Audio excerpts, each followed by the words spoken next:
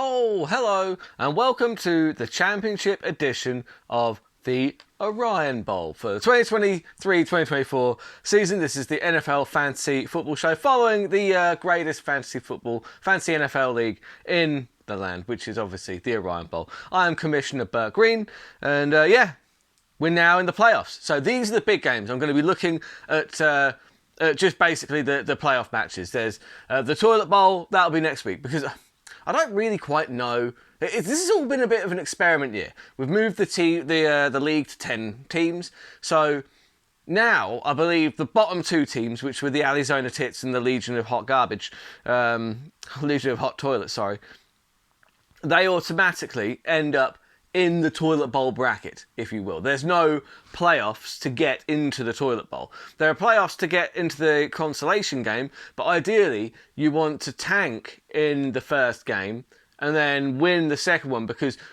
we base it so in this league, if you win your last game of the season, you get the preferential draft pick over your opponent, so you get the better draft pick. So actually you want to be in the worst bracket and then win that bracket. And obviously, the winner of the Toilet Bowl game will get first pick and avoid getting the Toilet Bowl trophy. For mine, I kind of hope it's the Legion of Hot Toilet, because it would save me renaming the trophy, because the trophy's already got his name on it. Twice in a row. I don't think that's been done before.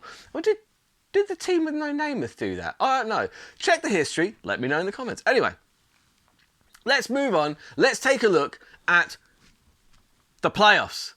It's the business end of the season. We've got the playoffs this week, and then we've got the final next week. And so I'll start with the consolation games. Consolation games, you've got the San Diego Harlots taking on the Dan Stray Gorillas. Now, I did have a chat with the San Diego Harlots, and I did say that obviously, if you tank this week and then win the week after, I think you're guaranteed third pick overall in the draft. I think so. Well, either way, I've said that that's how it works, and word is bond. My word is my bond. So yeah, that's how it's going to work.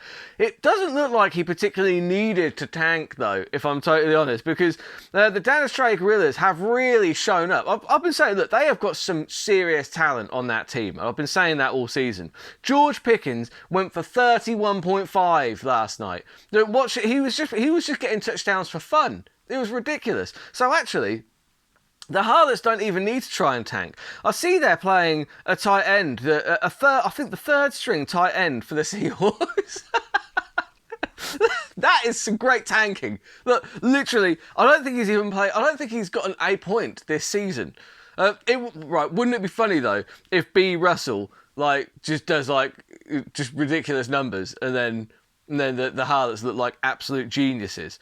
So, they're looking to tank. It's looking good so far, mostly because Pickens has just absolutely smashed it out of the park for the Dan Stray Gorillas. My prediction, Dan Stray Gorillas win that one, unless they want to get on the tanking train and start picking up some obscure names from around the league. Then the other consolation game, you've got Baby Got Dak against the team with no Shamuth.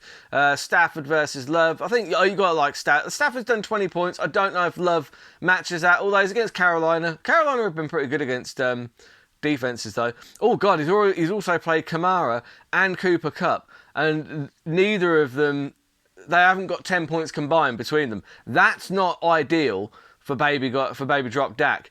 Maybe he's tanking as well. I mean, I don't know. I don't think you play Kamara, you play Cooper Kupp, you expect points, right? So I don't think I think that Baby Got Dak can at least claim to be tanking this week. That's what I would do. Baby Drop Dak tanks to try and get in that third place game bracket. He's still got Jefferson, Kittle, Gus Edwards to play. I like Gus Edwards there. He's really doing well this season. Although, yeah, good Lord. The team with no Shamuth have already played Eckler, Cook, and Dicker. Dicker the kicker. Dicker the kicker's done really well. He's got 18 points there. He's actually outscored both of his running backs. I think he's actually outscored both his two running backs that he's played so far. His kicker has outscored both of them combined. That's how to tank That is a big respect to the team with no Sheamus there. That is how you tank, buddy. Great tanking there. I think that Baby Drop Dak have definitely got this one in the bag. It's going to be a great win. So, yeah, I'll go with the first place. No, what is it? I don't know. Either way, I'll go with my semi-final matchup first, which is the Baltimore Ravens versus the team with no Namath. I managed to just scrape into the playoffs. Great win over the Harlots last week. Big respect to that franchise. They were not an easy franchise to beat. They've got 3 rings for a reason. They're a brilliant franchise. They've been a pillar of this league for years. And it was an honour to play them, and an even bigger honour to get that win. And it did mean that the team with no Namath still managed to keep scraped into the playoffs, even though they lost last week. Because literally, if the Harlots had won last week, if they'd beaten me last week, the Forbesy Niners lost last week. So actually, the team with the Harlots would have come top of the league, and gotten the belt. As it stands, congratulations, Forbesy Niners. You are the regular season champions. You get the belt. We'll have to grab that off of the coach's sons when they come down to the mansion. Coach's sons, bring the belt down to the mansion the next time you're about, mate, and we'll dish out the prizes. I will post Baby Drop Dak's ring back out to him. I'll go to the post office. I've not been very good at posting stuff. To be fair, you should come to one of the get-togethers. In my defence, I'm just saying. Anyway, we have enough of them. We do have them weekly. You can make it to one of them. God damn it. Anyway. So the Baltimore Ravens have to take on the team with no Namath again. Now, for a bit of background, I've not had a good record against the team with no Namath this season. They have beaten me twice, right? Both times it's because I've had a bad week, not because they've had a good week. Their team is hot garbage. They're a terrible team with a terrible commissioner, although he's a wonderful human being. I would never say that to his face. But yeah, the problem is, he's just got a knack of beating me this season. So I just don't see myself getting this win. When you're trying to visualise it, I just can't visualise it. Dare I use the word concede? Maybe. Have I conceded? Maybe. Maybe I should use all the power of the concede. Let's see if I can find a concede in here somewhere, because I am ahead, but I have played more players, to be fair. So Josh Allen put up 24 points for me, which is not bad. I needed 40 from Josh Allen. I needed a 40. I didn't get one. I concede that the team with no Namath will definitely beat that. To be fair, I think Lamar Jackson is probably good for 31 at least, so he wins that one. ETN versus Hubbard. Hubbard's easily good for 35 points. Without question. Rashad White versus Pacheco. Pacheco's good for 35 points. No problem. Easy. Rashad White maybe gets 15. Higgins was actually not a bad. I was watching, because I picked up T. Higgins because Jamar Chase was out. And he played in the Bengals game against Pittsburgh yesterday, where they lost 11-34. Basically, I was watching the game. I was like, how have the Bengals put up enough offense for Higgins to score 20? I don't know, but I'll take it. I'll take that and I will party. Does it beat AJ Brown? Absolutely not. AJ Brown's good for 30. Congratulations. I've had to put Reed in because, unfortunately, Pittman has been ruled out. That's a very big loss for Baltimore. That's going to be the real reason I lose. Pittman was the only matchup that I really liked in this game. Like Pittman, I thought Pittman would outscore CeeDee Lamb, who now will put up 35 points. And obviously we'll get the better of that. I've got the number one tight end in the league right now, Sam Laporta. But unfortunately, across from him is standing T. Hawkinson. And Hawkinson has also been on fire. And if there was a week for Sam Laporta to just not get the points that he needs, and for T. Hawkinson to put up 35 points, it's this week. Let's face it. Then you've got Jonathan Taylor against Chris Olave. And look, it's a revenge game for Chris Olave. I traded him away, didn't I? Just for that reason, that score is going to automatically be better than Jonathan Taylor's score, somehow. Now, I picked up Will Lutz because he's the Denver kicker, kicking at home, kicking at mile high. The altitude makes the ball go further, like absence makes the heart grow fonder. altitude makes the ball go further. So your kicker wants to be kicking at mile high. That being said, though, Elliott for for Philadelphia, playing against the New York Giants, he's good for 35 points. Easy. Light work. The Ravens against the Packers D. The Packers D do legitimately have the better matchup this week. I do think they might outscore the Ravens D. I can't take out the number 2 defense in the league, though. Even though they are playing the number 1 offense in the league. That might be a tactical error on my part, and that's what will cost me the game. The team with no nameth march through to another final. I would note that the last time they won their ring, they also had a B team as well. So look, I'm not saying that they have a B team, but they do have a B team. And history might be repeating itself there. Then you've got the coach's sons taking on the Forbes Niners. This is one where I can give an unbiased pick and not just get my concede all over the place. Because, I'm just trying to use the power of the concede, really. Hurts versus Mayfield. Mayfield's got a good matchup there, and Mayfield's been on fire. Hurts, the Giants' defense have actually been better lately, and they're at home. No, they're in Philly. No, they are... Yeah, no, they're in Philly. Tough one. I'm going to go with Baker Mayfield. Derrick Henry versus Christian McCaffrey. Christian McCaffrey all day. His bad days are, 20 points. Harris versus Gibbs. Harris, I thought he did better than that, honestly. 13.8 is not terrible. But Gibbs against Minnesota, they're quite good against the run. I think that actually Harris gets the edge there. I think Gibbs is good for about 9 or 10. But I think Harris gets the edge in that one.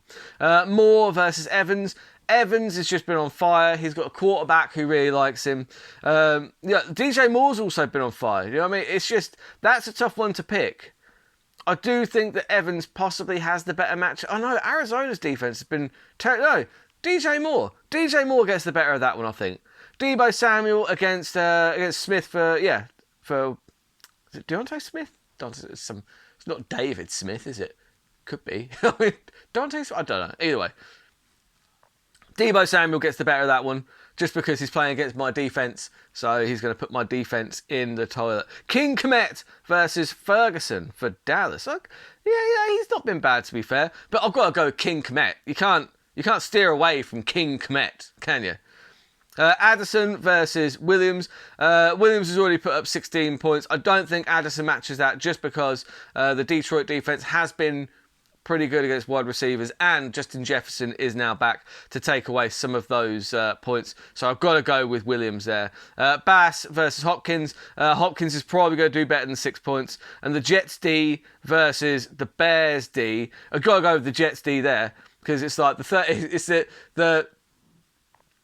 yeah, I think I'll try and find it in the chat, but I did post it in our group. It's like, I think it's something like in the Jets versus Washington, it's the 32nd ranked offense against the 32nd ranked defense, being the Jets offense being ranked 32nd and the Washington defense being ranked 32nd, and it's like the movable object meets the resistible force.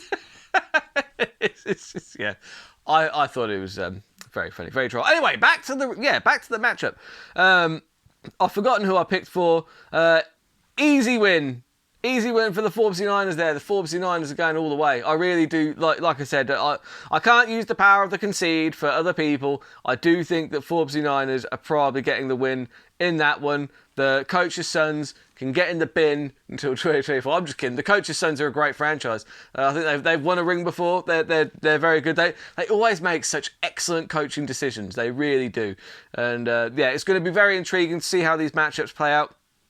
Obviously, I'd love to be sitting here this time next week in a final, but I don't think it's on the cards. The team with no name, if they're too powerful against the Baltimore Ravens this season. But we'll see if I picked you to win. We'll see what happens in the toilet bowl. Commiserations to both of those guys. The Arizona Tits had a very tough season. They really did. They had a lot of injuries. I know they wanted to finish outside the bottom two, but it just wasn't on the cards. And the Legion of Toilet, well, there was never any real doubt. It's been an awful... I look at the Legion of Toilets lineup. I'm like, how have they lost so many matches? They've actually got so many good players. But either way, Yeah, there's a lot of bad luck involved in finishing bottom two, but hey, you get to be in the excitement of the toilet bowl matchup, get to redeem yourself with a victory there, and when you get a victory there, you get number one pick in the draft next season. So there's still a light at the end of the tunnel, is what I'm saying. It's really just the consolation games that are meaningless at this point. Especially like I said, if I'm playing for third place next week, it's like, yeah, I mean I'll kind of check my scores, but I'm not. But anyways, yeah, if I've picked you to win, prove me right. And if I picked you to lose, prove me wrong. And I'll see you next time, hopefully, in a final. But probably not, because Namath are too good, like I said. I'm just getting one last little concede in there. So, yeah, just ciao.